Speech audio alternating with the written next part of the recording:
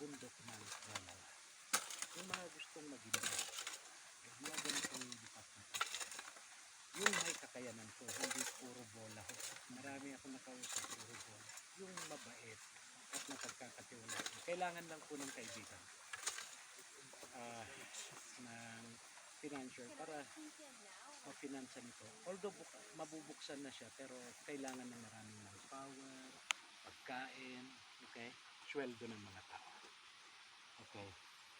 Ayan. Kajawi, yan po. Ang mga kasamaan natin, nangulimot po sila. Opo, sana tulungan nyo kami dito sa aming project. Ilang taon ko na itong iniingatan tong project na ito. Sana meron tumulong sa akin dito kasi ito talagang iniingat, talagang ito may laman itong preso kasi ang lolo ko ang kasama rito ng Japanese na nagtago rito sa area na ito. Kaya yun ay aming hinahanap itong anong to.